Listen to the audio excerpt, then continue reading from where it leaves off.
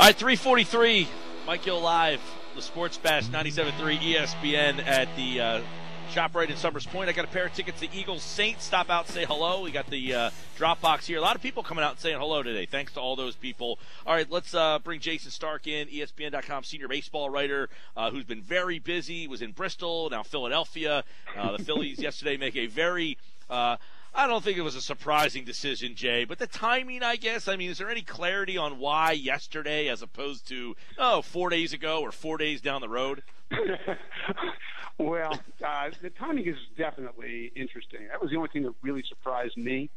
And I think there are two elements in play. I would say the first, Mike, is that Ruben Amaro actually asked Andy MacPhail, where he stood on this, and told them, if you're going to make a change and you know you're going to make a change, I'd rather know about it sooner than later because there's other jobs open, and I wouldn't mind having one of those jobs. And so I think Ruben definitely pushed the timeline a little bit. And then the other part is just as Andy said yesterday, at this point, they're all about next year. It would have been awkward to do it right as the trade deadline was about to hit.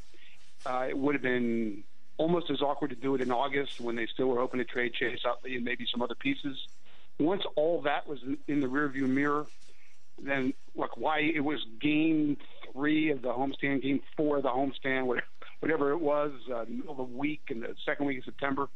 I don't think we ever got any real clarity on that part of it. But I guess when you think it through, you can understand why if the Brewers are changing general managers because they want to get a head start, and the Mariners are changing general managers in September because they want to get a head start. You got 5 openings right now. So if you want first choice of whoever your guy is, then you really did need to do it now.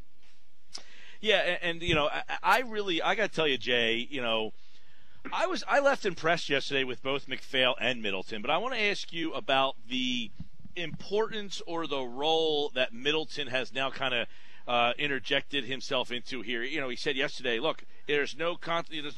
The last 13 months I've been more visible. I mean, he wants to be more known. Is that a good thing for this organization?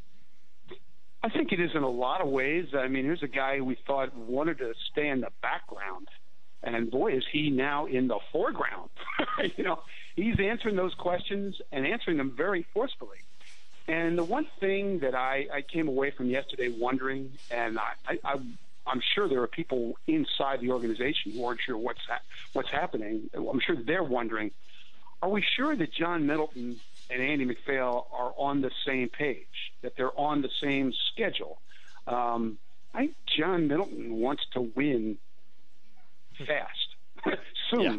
And I think Andy keeps preaching that it makes more sense to do it right than to do it quickly. And so I wonder about that element of it. And then there was another interesting moment at the press conference yesterday where Andy was asked what he's looking for in the next general manager, and John Middleton decides to answer that question. Right? That was when he gave the answer about how he wants Andy to hire himself 30 years ago, young guy in his 30s and thinks outside the box and brings a certain level of energy and creativity to the process and blah, blah, blah. I mean, I think that was his way of saying, I want to hire a young, aggressive, energetic, creative thinking guy. And then Andy said, I'll give you a more traditional answer, and basically said, I don't think you should close any door and you should look at everything. Why would you lose the chance to hire one type of GM because you're only allowed to look at another type of GM? And so are they on the same page on that front? I think it was also clear John Middleton has wanted to fire Ruben Amaro for a long time, and Andy is more deliberate. So I think they've got a great mutual admiration society, but if you really look between the lines, don't you see the possibility of there being some conflict somewhere down the road? Yeah, and it's interesting that you said that because, yesterday I thought, Andy, you're right. He said, well, I'll answer the question a little bit more, I guess map it out a little bit further for you. But he did say something there, Jay, that I'd like to get your opinion on.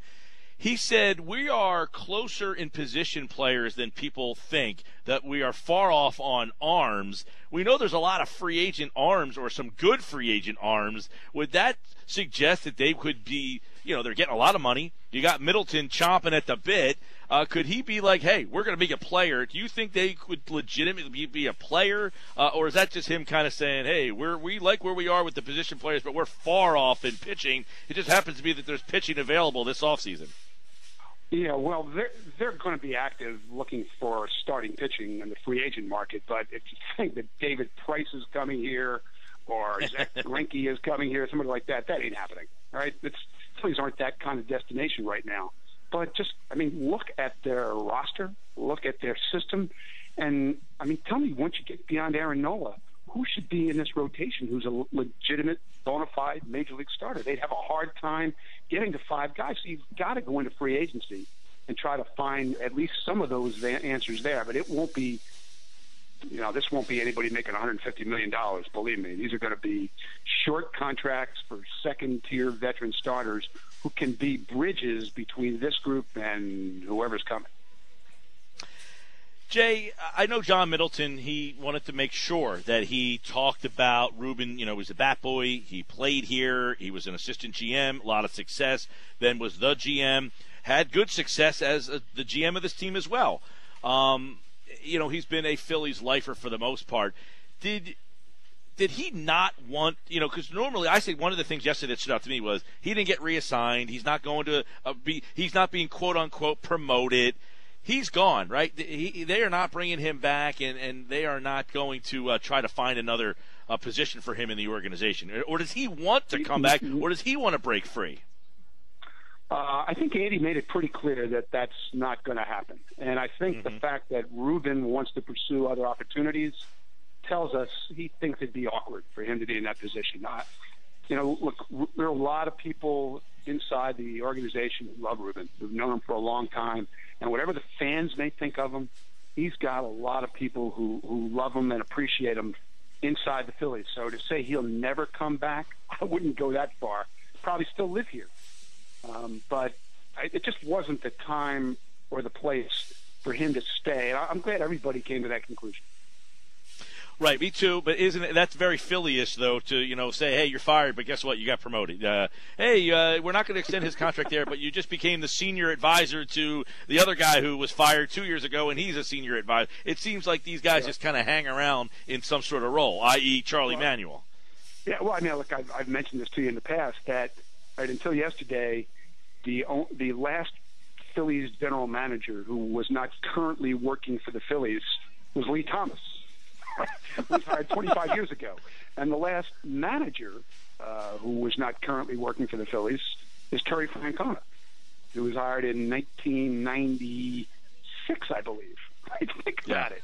The Phillies have always been that kind of organization, and I think they will be still to some degree, but it's also clear that John Middleton is going to do things a lot differently than David Montgomery did and Bill Giles did before him. I felt like yesterday was kind of a fascinating day. I don't think there's been a more dramatic feeling of a change in the organization and the way they do things probably since Willie Carpenter sold the team 30 years ago. I think it was that huge development. Wow, Jason Stark, ESPN.com senior baseball writer, with us. Were you surprised John Middleton virtually said that the PR disaster that Ruben has become was prevalent in this decision, that they were absolutely aware that he was not popular with the fans? I thought it was refreshing, to be honest with you, that he admitted that, because it was so clearly a factor. I think I've used this analogy with you in the past. If you think back to when Ed Wade got fired, the Phillies were in much better position, were much closer to winning the World Series than they are right now, but the general manager had become so unpopular and such a lightning rod that they had to listen to the fan base. And that's really what running a business is. I mean, if you run a store and the customers don't like what's in your store, and they don't like the manager of the store, the guy who greets them when they walk in the door, you got a problem. You've got to listen to your customers, no matter what your business is, and that's especially true in this business. Mike, they're going to fall in attendance to under 2 million people this year. It'll be the third straight year where their attendance has dropped at least 500,000 people, and there's never been a franchise in the history of baseball that lost 500,000 fans 3 seasons in a row. And you don't think ownership notices? They notice. Is this a good job? Is this a job that people are going to want? There's no doubt about that. But just my initial surveys of potential candidates, people think it's potentially a great job. Now, I mean, it wouldn't be such a great job if you were brought in and said we want to win in the next year or two, because that ain't happening. But if you're brought in with kind of the Andy MacPhail mantra that it's going to take however long it takes, but we're going to do it right, we're going to build a team that's going to win every year, then you've got a beautiful park. You've got a franchise with a lot of money that's about to have more money because of the TV contract, and you've got a lot of people who would love to work for Andy MacPhail. He's got a tremendous reputation in the business as a great guy to work for. So yeah, it's a good job, really good job. Yeah, and I was going to, how much has Andy given credibility to this job? You mentioned some of the other ancillary things, the ballpark, the TV deal. But having those things are great, but having Andy as the stabilizer, does that add even more glow to this position? Well, I've heard people compare this situation to Boston, right? Because David Dombrowski is also the president of baseball operations, or whatever their respective titles are.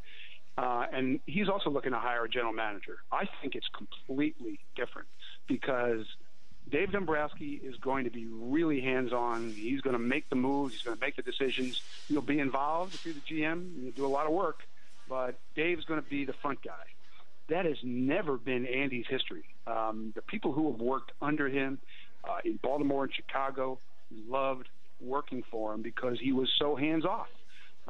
You went to him with the big decisions. He was a great guy to run stuff by. He had a lot of thoughts. He had a lot of great ideas, but he didn't get in the way. And, one guy that worked for him told me, when things went well, he always let us take the credit. And when things went badly, he took the blame. Andy's got a lot of people who know him well, have worked with him and for him. They know the deal.